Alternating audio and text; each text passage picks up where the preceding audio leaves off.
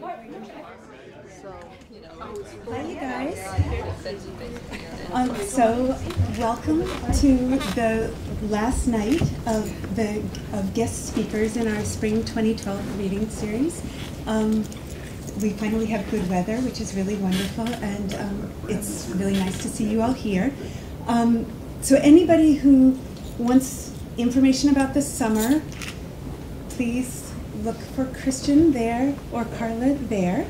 The reading period for TSR for the Southampton Review is open till May 31st, so if you have anything, you can submit through our electronic submissions program, which you can find through the website. Next week is the MFA reading, so please come out to support your fellow students. We have a really wonderful program. We just rehearsed almost everybody, and it looks great. So, and I'm so happy, like I'm over the moon to be introducing Ann Packer to you. I haven't seen her in 25 years, and we just kind of have just spent the most blissful afternoon together. I wish for you all such an opportunity at some point. You probably know that she is the author of The Dive from Clausen's Pier, Songs Without Words, Mendocino, and other stories. And tonight she's going to be reading from her new in paperback collection of short stories called Swim Back to Me. And I just am so delighted to welcome Ann Packer.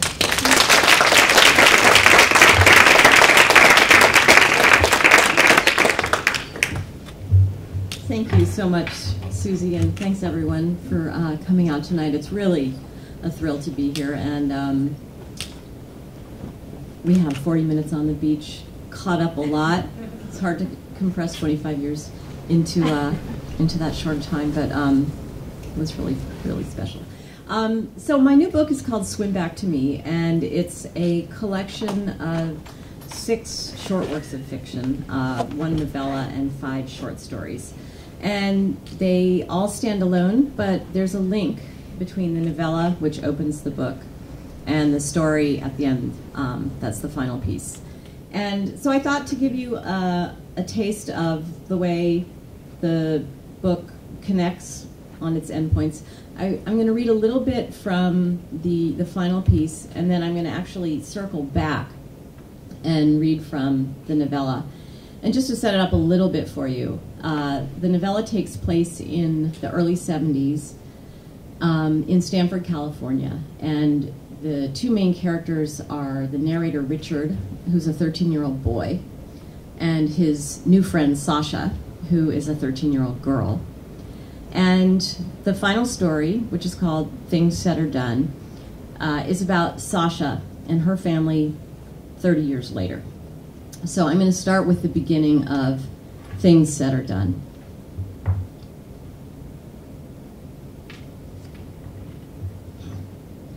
By the way, my father says, I'm probably dying. Except for sleep, we've been together nonstop for the last 30 hours, ever since we met at the Hartford airport yesterday morning. But he has chosen this moment to unburden himself. This moment, when we're carrying folding chairs through a windowless corridor in a neighborhood community center in Berkeley, California. Well, I'm carrying folding chairs, my elbows sticking out as the bottoms of the chair backs dig into my curled fingers, while he is empty-handed, strolling back toward the storage room.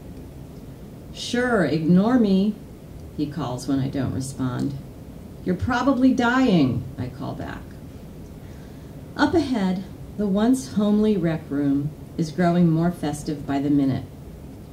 3 young women with bare feet wind garlands of flowers up the frame of a makeshift gazebo, and 5 neat rows of chairs are arranged on the linoleum floor, with a center aisle for the bridal procession. My piss smells like raw meat, he calls. Plus, I'm always tired. I'm thinking kidney disease. Sounds right, I call back. I enter the room and set the chairs down for a moment.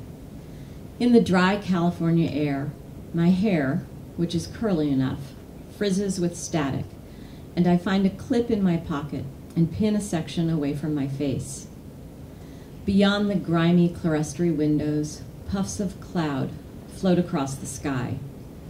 It's a crisp September day, auspicious for a wedding.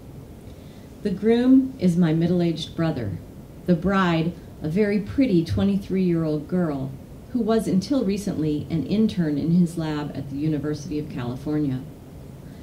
Her name is Cressida, but on the plane yesterday, my father began referring to her as Clytemnestra, and because I made the mistake of objecting, he won't give it up. Cressida's mother directs me to start row number 6 with my chairs. Like her daughter, she is tall and long-limbed, and she's as calm and unfussy a mother of the bride as I've ever seen.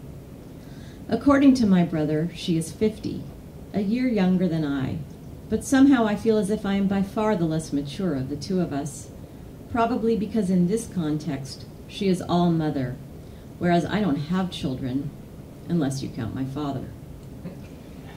I head back to the storage room, expecting to find him, but he seems to have vanished. Cressida's younger brother, a high school senior with sleepy eyes, has discovered a cart with wheels, and I help him load a dozen chairs onto it and dispatch him down the corridor, glad for a moment of solitude. We've been working since 9 o'clock, an early call after a rehearsal dinner that lasted till well after midnight. Like the wedding, the rehearsal dinner was arranged and catered by Cressida's family, though they allowed my father and me to make a gift of the wine. It took place in their backyard, where a giant paella was served at picnic tables crowded with jars of daisies. There were about 40 of us, family and close friends, and toward the end of the night, Cressida's mother made a point of telling me how sorry she was that my mother wasn't arriving until today, which was nice, but didn't conceal, in fact, communicated, her bafflement that a retired librarian who lives alone could be too busy to spend a full weekend at her son's wedding. It isn't busyness, though. It's history, decades of it, beginning with my mother's decision to leave my father when I was 16. She had, for 20 years, tried to hold him together, but there were just too many pieces of him for that, and now she keeps a steady and inviolable distance. "Ha," he says, appearing in the doorway, with his hands on the hips of his baggy khakis. Pants so old a wife would not allow them, and a daughter shouldn't, but I can't do everything. "There you are. That woman, the mother, is about to tell us to take a meditation break." That woman? Meditation and or stretching. That's what it said on her list. I frowned to show I can't believe he looked at her list, though of course I can believe it. "Sasha," he says, "she left it lying on the piano. I'm supposed to walk right by that?" "As a matter of fact, you are. Where were you just now?" "Went to see a man about a hearse." This is an old family joke. It means he was in the bathroom. He claims it started as a misunderstanding of mine, that as an appealingly morbid little girl, I heard hearse when someone on a TV show said he needed to see a man about a horse. I don't remember this, but if it happened, I'm sure I only pretended to mishear that the apparent mistake was a calculated move to please him. Beginning when I was very young, he conferred specialness on me and then required that I earn it, and I was only too happy to comply, dividing my efforts between precocity, memorizing at age 7 the prologue to the Canterbury Tales, for example, and fussiness, insisting on 2 thick foam rubber pillows for sleep every night, refusing ever to wear green. We lived in tacit agreement that I could be anything but ordinary. Like him, I was to breathe only the rarefied air of the never quite satisfied, and the more difficult I was, the more entranced he became. Which is not, it turns out, the best preparation for life, or marriage, as my ex-husband would certainly attest. "Anyway," my father says, leaning against the storage room door and and peering with apparent fascination at the back of his forefinger. It can't be good. Your finger. My health, something's wrong. My piss smells like chocolate. I thought it was raw meat, I say. But then Cressida's brother returns with the empty cart, and my father gives up both the promise of a minor skin injury and the opportunity to be offended by me, both so he can lay a trap for the boy. Feigning nonchalance, he asks, what's next on the schedule? Schedule? The boy says. What do we do after the chairs are in place? It's fine, I interject. We're happy to do whatever. Yeah, but there must be a schedule, my father says. A list. I don't know, the boy says. My dad just got here with the programs. I can ask him. The programs? My father glances at me. This is getting better and better. What is this, a concert? Well, they're not really programs, more sort of souvenirs with photos and poems and stuff. The boy shrugs. They're nice. At the word poems, I turn my back on my father and begin loading chairs on the cart. Long ago, in another lifetime, he was a professor of English, and he still has proprietary views on what should be called poetry and what should be called, well, not poetry. I hope if I don't look at him, he'll keep his mouth shut. Oh, the boy says, face reddening. Now that I think about it, my mom's gonna try to get everyone to do partner massages. I shoot a murderous look at my father and say, quickly as I can, she wants to make sure we don't work too hard. That's thoughtful. The boy glances over his shoulder and leans forward. Do you mind not telling Peter? I told Cress I wouldn't let my parents do anything dumb and, you know. Sure, I say, no problem. He pushes the cart away, and now I have to look at my father again. He's grinning triumphantly, showing off his crooked yellow teeth. What did I tell you, he says? Partner massages, only in California. That's what you told me. And told me and told me. We're staying at a bed and breakfast that offers, unexpectedly I admit, an afternoon class in self-massage. And after my father made the obligatory joke about how we used to call that masturbation, he declared that in no bed and breakfast anywhere else in the country would there be anything offered in the afternoon but sherry or tea. Then we discovered there was a clothing-optional hot tub in the backyard, and it was as if he'd won the lottery. The thing is, we lived in California once ourselves, and his scorn can't erase the fact that he thought of it as paradise when it was his. So that's the beginning of Things Said or Done. And now I'm going to flip back to the front of the book, and this is the opening of the novella, Walk for Mankind. September 1972. It was the first week of 8th grade, and I sat alone near the back of the school bus, a short, scrawny honor roll boy with small hands and big ears.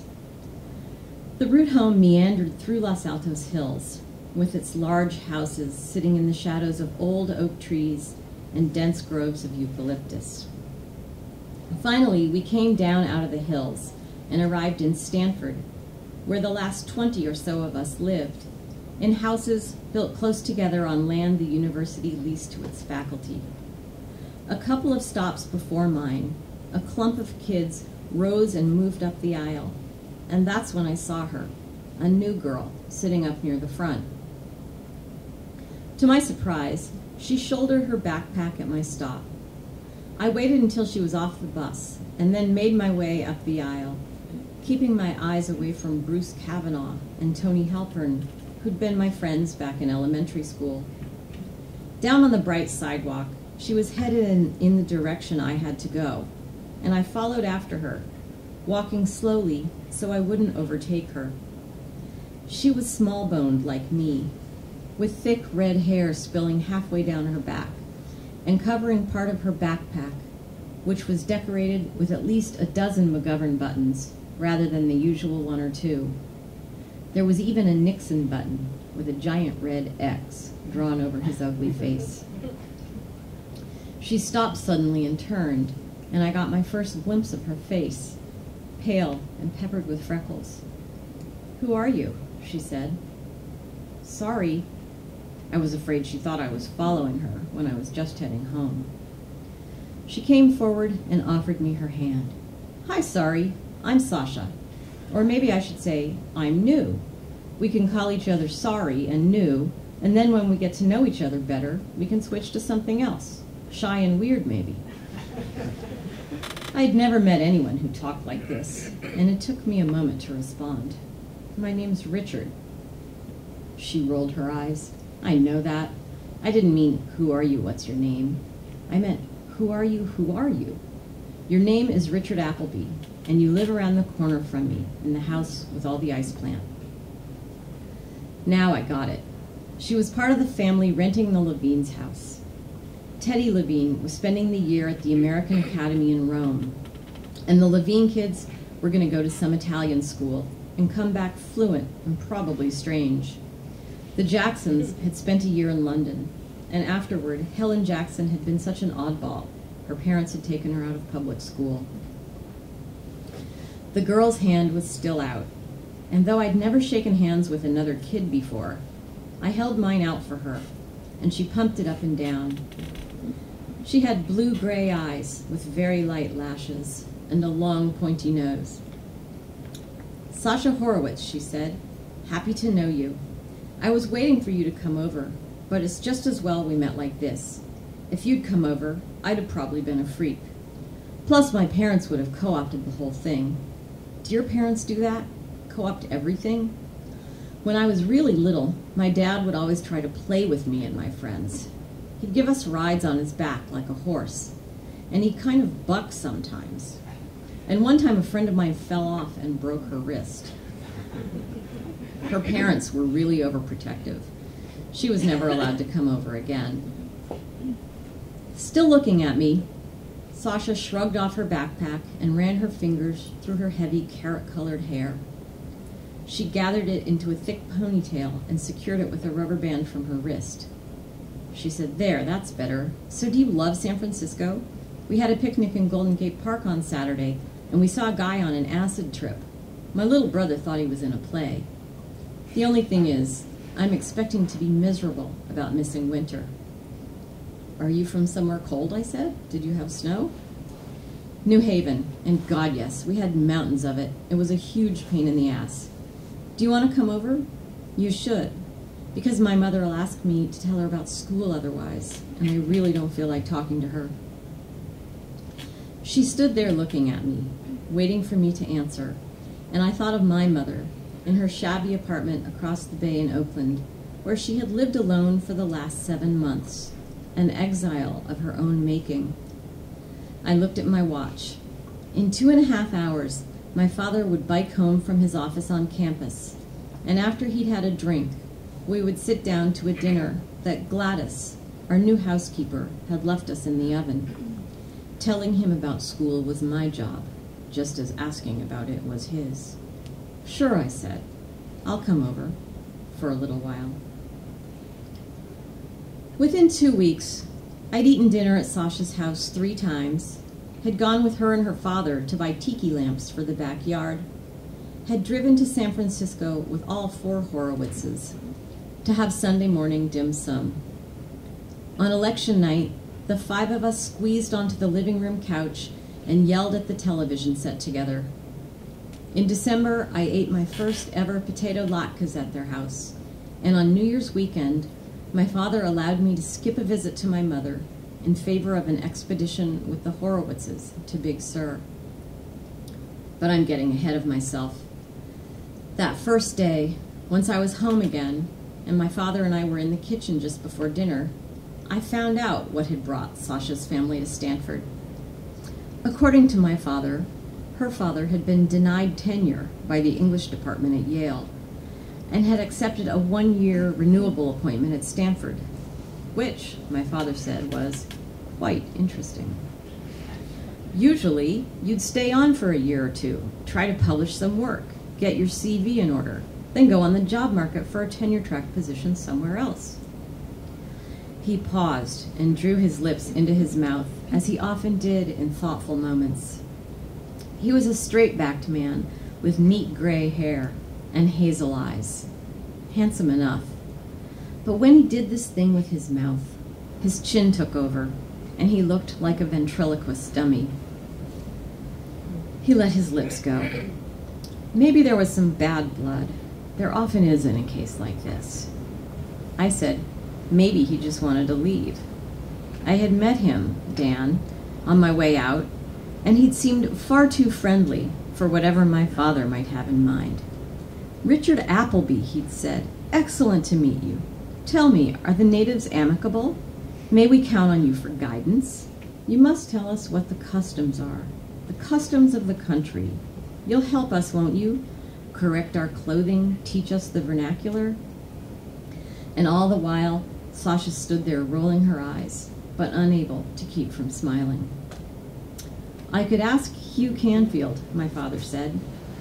Hugh Canfield was my father's closest, really his only friend outside the history department. They'd been at Princeton together. Hugh was chair of the English department, and therefore someone who'd have information about Dan.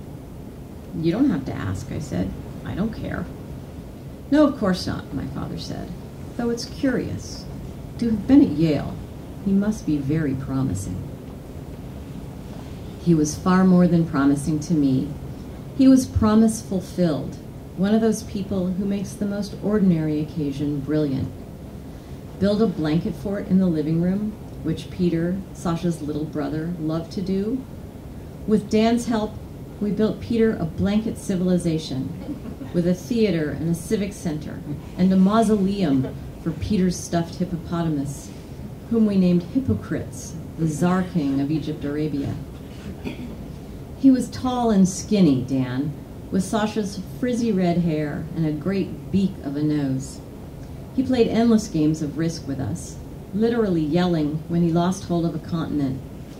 And he was fond of showing up at our school at dismissal time with the car packed full of quilts and announcing that he was taking us to the beach to watch the sunset. Joni, Sasha's mother, possessed quieter charms, but she had a knack for making things special too. On Halloween night, a little too old for trick-or-treating ourselves, we shepherded Peter around the neighborhood wearing caps she'd made for us, with badges that said, Official Halloween Escort, will say yes to candy. At home, she did quick charcoal sketches of anyone who happened to be nearby, and when she thought they were good, she wrote a caption on them and taped them to the kitchen walls. There were a lot of Sasha and Peter, of course, but within a few months, there were a couple of me too. One in which I was holding a deck of cards in my hand, labeled The Schemer, and another in which I was looking off to the side that said, Richard waiting. He looks like a retard in that one, Sasha said. Take it down. But Joni didn't, and though I didn't say so to Sasha, I was glad. Sasha. She had a little of each parent in her, Dan's gaiety, Joni's warmth, plus something essential and not altogether pleasant that was entirely hers, like a back note of pepper in a rich chocolate dessert. It was a quality that made her, that gave her permission to insist on what she wanted. We played Truth or Dare a lot, and her dares invariably had me taking risks that just happened to have as their endpoints some small reward for her. A stolen candy bar, the details of an overheard and eavesdropped upon conversation. Someone has a sweetheart, Gladys said, but it wasn't that. For one thing, we hardly spoke at school, Sasha having found a niche among some other Stanford kids, while I stuck with two guys I'd met during 7th grade, Malcolm and Bob, precisely because they weren't Stanford kids and hadn't known me when my mother was around. Occasionally, Sasha would track down the three of us at lunchtime and plop down next to me with her brown bag, which contained, unvaryingly, an egg salad sandwich on pumpernickel, a handful of dried apricots, and a small can of pineapple juice. More often, we'd join up once we'd gotten off the school bus, or one of us would appear at the other's front door at about 4 o'clock and say, with heavy irony, "Do you want to play?" "I've always had boys as friends," she said. "What's the big deal?" I hadn't had a girl as a friend since kindergarten, and for me, it was strange and exciting. But I wanted to seem as blasé as she was. "Yeah," I said, "people are so idiotic." Gladys may have given me knowing smiles when Sasha came over, but my father hardly noticed I had a new friend. Right after my mother left, he reduced his time at the university, spending Saturdays in his study at home rather than going to campus. He was hard at work on a book about the New Deal, though, and by the time the Horowitzes arrived, he was back to his old habits, and he clung to them through that fall and winter, working. Sunday was his only day of rest, and we always did something together, went to a concert, or played a board game, or even tried to navigate our way through some complicated baking project in service to his ferocious sweet tooth. He was 50 that year, the age I am now, but he wore 50 in the old way, with lace-up leather dress shoes and starched shirts. Sometimes when I'm out for a run, or just kicking a soccer ball with my kids, I think my father, if he were still alive, would not recognize me. He would see that I was his son. He would see that I was Richard, but he wouldn't be able to make any kind of sense of me as a middle-aged man. In early March, posters began to appear at our school, advertising the second annual Walk for Mankind, a 20-mile walk around Palo Alto to raise money for the world's poor and infirm. Right away, Sasha decided we should do it. "We'll be heroes," she said. "We'll make more money than any other kids our age." And so we spent several weeks' worth of afternoons going from house to house collecting pledges, first around Stanford, then farther away in College Terrace and some of the other nearby parts of Palo Alto, and finally, when we could get Dan to drive us, in the next town up the peninsula, Menlo Park. We filled page after page with names and addresses. One Thursday afternoon, waiting for Dan to get home so we could make another sweep, we lay on her parents' waterbed, pigging out on fig Newtons and half watching The Edge of Night on the small black and white they kept on their dresser. "I don't think we should drink their water," Sasha said. I was confused for a minute, thinking she meant the characters on the TV screen. But she meant the walk, the cups of water that would be available at the check-in stations. "Why not?" "Or eat their food, because it'll be a bigger sacrifice for mankind that way, duh. We'll carry our own water and bring gorp and maybe some beef jerky. Oranges would be good, but they'd get too heavy." She reached for a cookie and then looked into my face. "Were you looking at my boob?" "No," I said. "Sasha, God." "You don't have to spaz out. That's what teenage boys do." "Thank you, Dr. Kinsey," I said. "I'm just saying it's normal." I hadn't been looking at her boob, but I'd been aware that her blouse was cut so that I could. It had a slit down the front, and when she moved in a certain way, the slit opened. I took the Fig Newtons box out of her hand. "Did you eat the last one?" "Go ask my mom if we have any more." "You go." "Am I the one who wants a cookie?" I scooted sideways, riding the waves to the edge of the bed. Out in the dining room, Joni sat at her sewing machine, working on a giant floor pillow. She was much younger than my mother, 36 to my mother's 42, but she already had some gray, shorter silver threads that kinked away from her near black hair. It was a joke between her and Dan that she would soon be mistaken for his mother. "I can't believe you two," she said, looking up at me, "watching TV on this beautiful day. Are there any more Fig Newtons?" Poor Richard. Sasha isn't the most gracious hostess, is she? She left her work and went into the kitchen, which was really part of the dining room, which was part of the living room.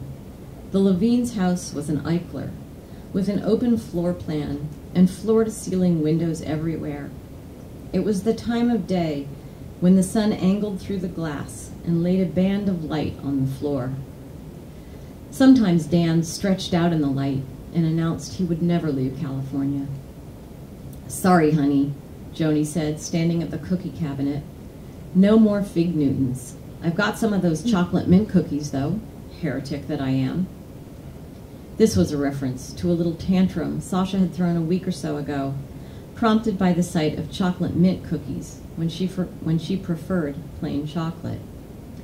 "Well," I said, "stand up to her." Joni had high cheekbones and a long straight nose, and when she stood like this, slightly affronted, her dark hair falling down her back, she looked a little like an Indian noblewoman. "It would do her some good," she added. "Shake her up." I was about to take the cookies when the front door opened and Dan stormed in, shouting, "Motherfuckers!" Then he saw me and stopped. "Richard Appleby, a pleasure as always. Please forgive the inexcusable language." I shrugged.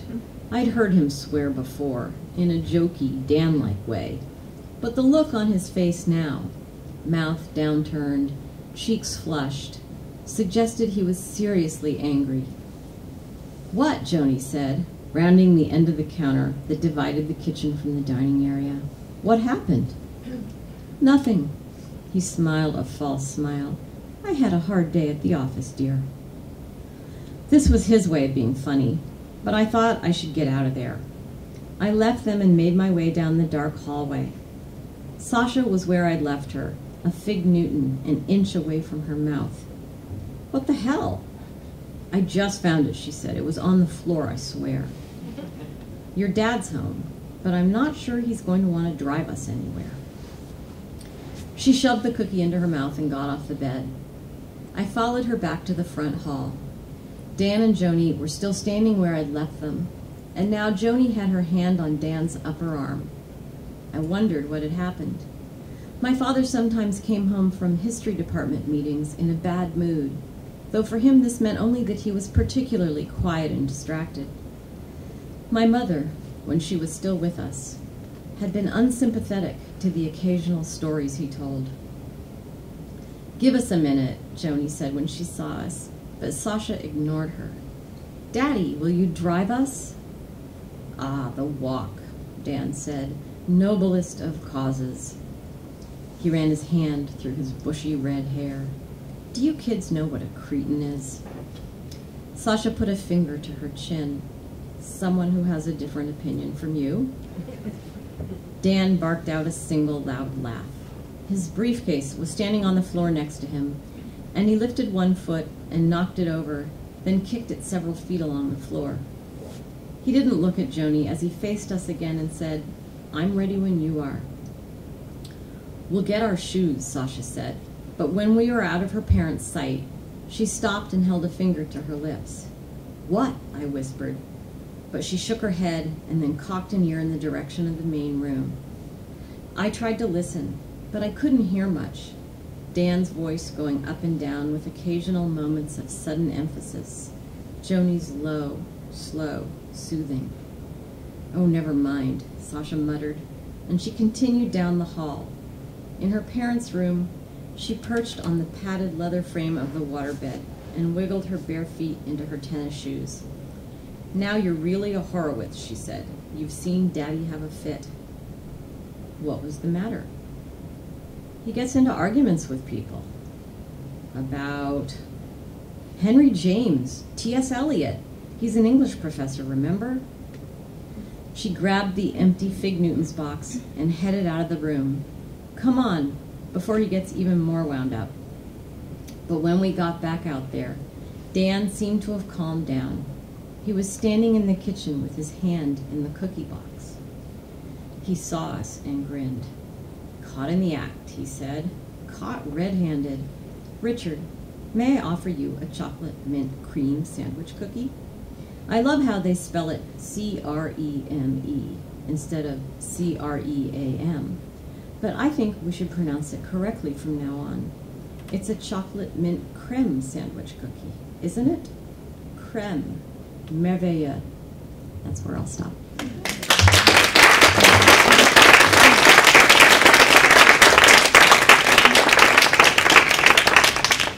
Thank you. So now I'd love to answer any questions anybody has. Yes? I have Ms. Merrell? So I'm curious as to how you decide what's a short story, novella, what's going to become a novel. I mean, you know, how do you assess what's happening in your brain and decide what form it belongs in? It's interesting because the material itself tends to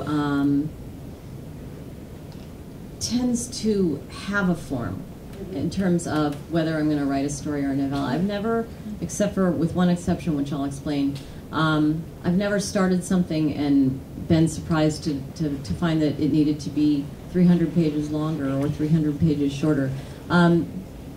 Everything kind of comes together at once: character, situation, setting, voice, and length is part of that. But the exception is actually Walk for Mankind, the novella that I was just reading from. I had this material of this family arriving in Stanford, which is where I grew up, and kind of happening to a 13-year-old who was already living there. And that was something that had a hold on me for many years. It was something I was thinking about actually in the 90s as I was writing my first novel. And I thought for a while, and this was intellectual and therefore not to be trusted probably, I thought, well, I'm going to finish this novel one of these years and I'll need something else. So maybe this stuff could be a novel. And when I turned in that first novel and was, you know, in the 12 to 18 months in between delivery of the manuscript and publication, I was thinking, okay, I've got that material. That's the novel I should be writing. And at that time, the Horowitz family was happening not to Richard, but to a 13-year-old girl. And for whatever reason, maybe I'd already written too many 13-year-old girls, or lived it too deeply to want to go back. I was just bored by the idea, and I thought, well, that's that. I don't want to write a novel about these people. And I set it aside for a long time, and it must have been 5 years later. I had finished a second novel and was starting on this collection. And I began to think of that material again, and in one of those, sudden insight moments, I thought, what if that family were happening to a teenage boy? And as I began to conceive of Richard, which happened very quickly, it also became clear to me that the novella would be the right length for it. So I guess that's how it works for me. Yes? How did you come to the moral dilemma that underlies Clausen's fear? Do I need to repeat the question? Are people hearing it? How did I come to the moral dilemma that underlies The Dive from Clausen's Pier, which is the title of my first novel, and it's about a young woman whose fiancé is injured when he makes a dive into a reservoir that's too shallow, and he actually breaks his neck and becomes quadriplegic, and the novel is about what she does in response to that, and the moral dilemma is stay or go. I don't know how. I know when. I was living in Madison, Wisconsin, which is where the novel is partly set, and working on short stories, the stories that would form my first book. And I made a note in, I can't even call it a journal. I made a note on a piece of paper that was kind of in a bound book, but I've never been a journal keeper, and that note is probably the only one of that era. And what I wrote down was a woman whose husband is injured in maybe a hunting accident. And I don't really remember anything about how I thought for the next maybe 18 months.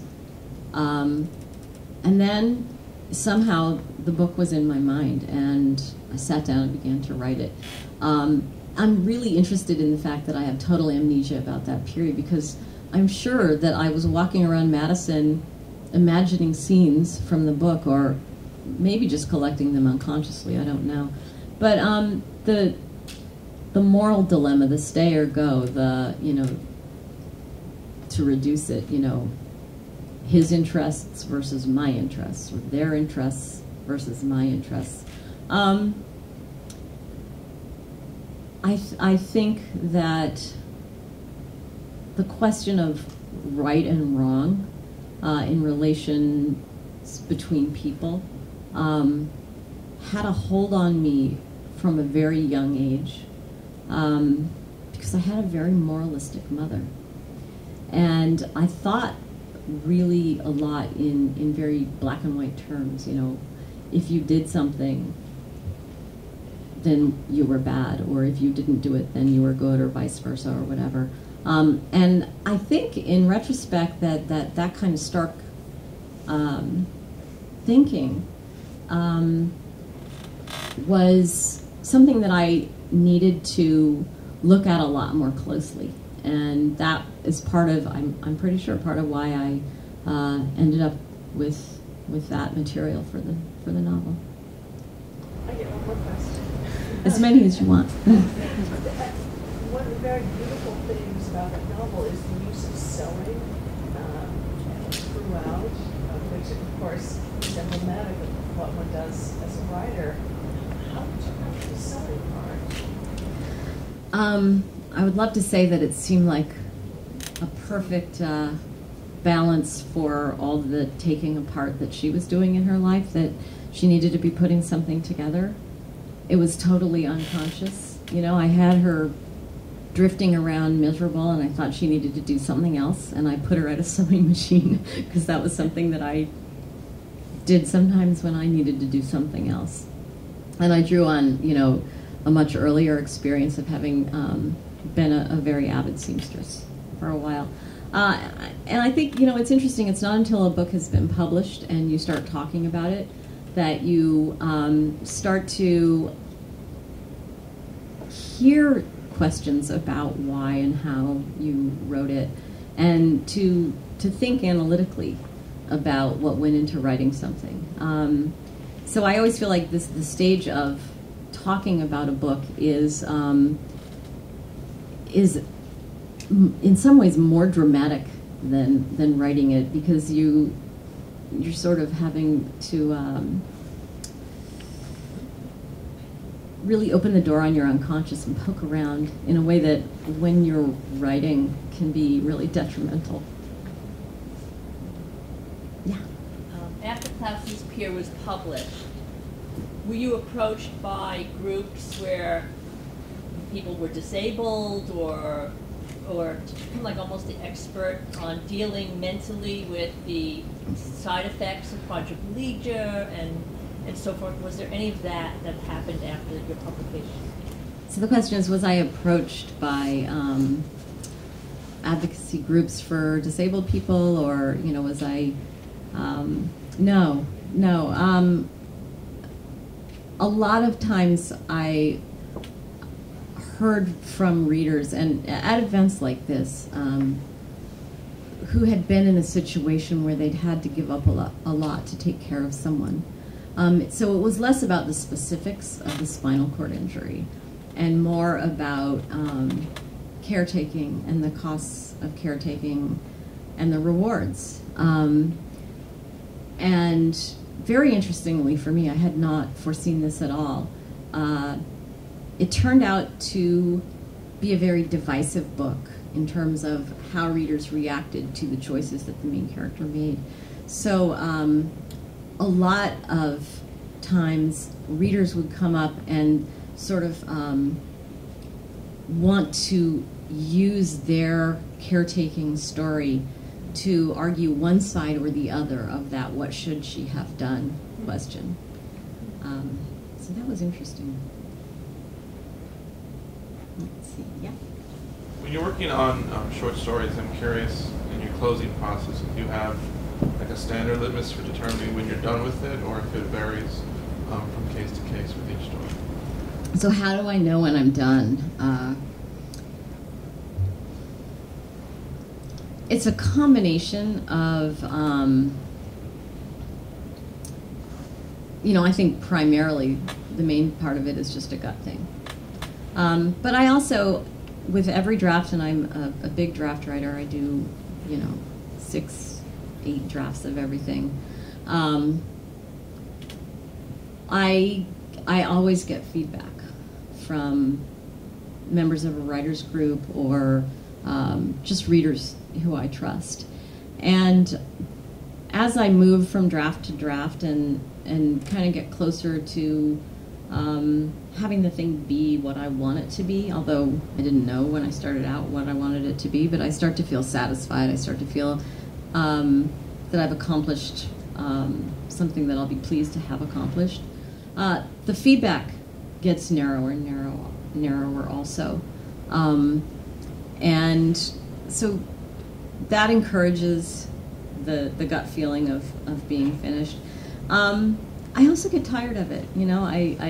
I feel like, well, I could probably continue with this and tighten it, and who knows, maybe make some major change. But and this is sort of the sense of having accomplished what I set out to accomplish. I feel ready to write something else. That's probably the main thing. Yes? Is there a deliberate difference in your approach to writing as a 13-year-old than there would be when you're writing as an adult? I couldn't hear the first part of the question. So is there a difference in your approach to writing as a 13-year-old boy? So is there a difference in how I approach a 13-year-old boy character versus an adult character or a female character? No, not at all. It's always about getting the voice. And I haven't had the experience of finding male characters more difficult to write about, to create. I think there's some way in which every character contains a projection of oneself. And I think for me that's the channel into the character. And then there are ways where every character, is very different from oneself. And that's the fun, that's where it gets interesting. So. Yes, over there? Do you ever find yourself writing or working on more than one thing at a time, or is it more single focused? I'm pretty monogamous with my writing. The exception is when I have something out for reading from a friend or someone in my writers group. It's the damnedest thing, they just don't turn it around overnight. So in the interim, I often will tend to start working on something else. But there's always like the main relationship and the side relationship, so that when the main thing comes back, I will set aside the new thing and focus again on what had my attention earlier. So writing a collection of stories was very different. When I wrote Swim Back to Me, I had just done, the 2 previous books had been novels, and there was this constant meaning every several months, changing gears. Whereas in a novel, it would be years before I ever had to wait for a month for somebody's reaction. So, more? Yes, over there. Talk a little bit more about your writing group, how that works. Sure. So I'm in a writing group in the Bay Area. All published writers. There are, I think, 7 or 8 of us. And I can talk about it structurally, or I can gush about it. We don't meet regularly. If we haven't seen each other in a long time, we'll try to schedule a lunch. But we live all around the Bay Area, and we're all busy with various things. So it's really, we really meet on an as-needed basis. When somebody has finished a draft of something. Some people in the group will actually show chapters or part of a novel. I never do that. So I haven't shown the group anything for a few years, and I won't show them anything for at least probably another 6 to 10 months. But when someone has something that they want to get feedback on, we just email it around, take a couple weeks, and then we get together. And it's really a workshop format.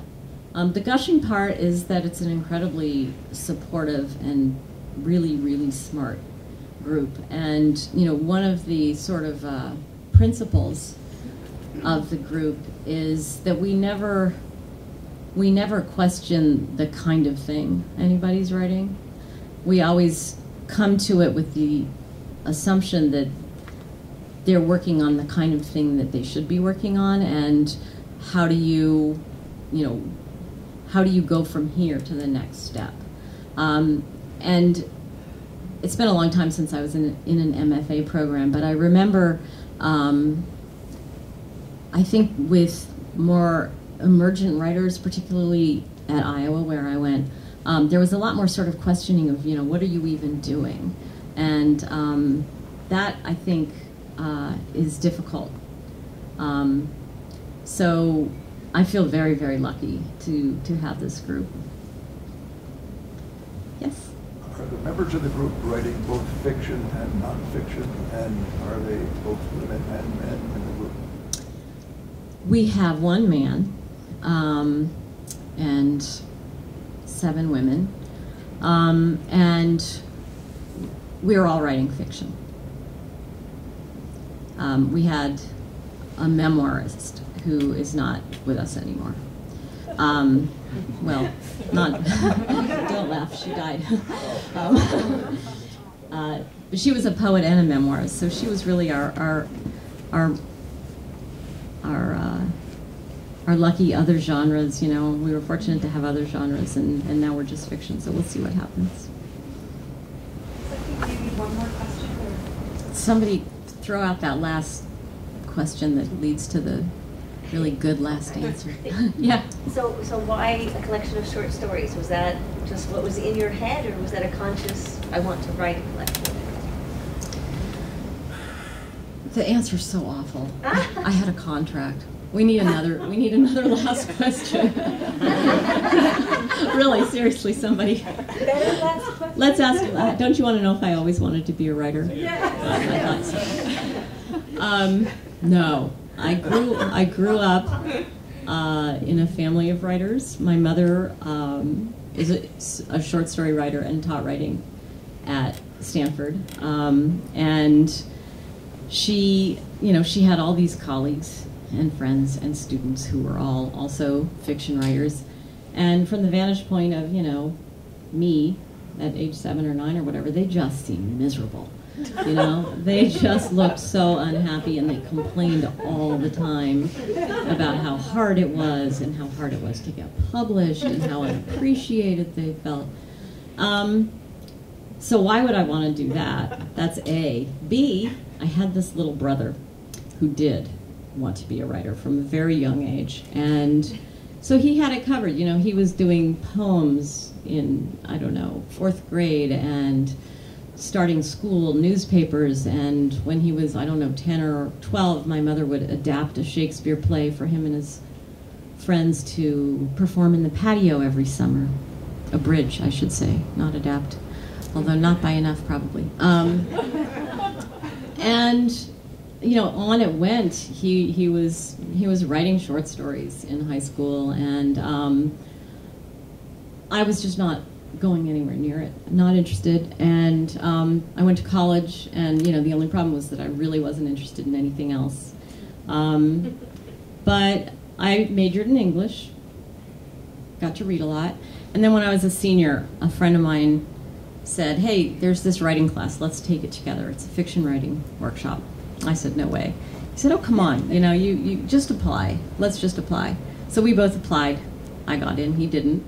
And I took the class, and the professor started assigning these short little exercises, dialogue, these exercises, setting, voice, and Within 3 weeks, I basically had a conversion experience. I absolutely fell in love. I thought, if this counts as work, sign me up. So that's the answer to that question. And thank you very much, everybody.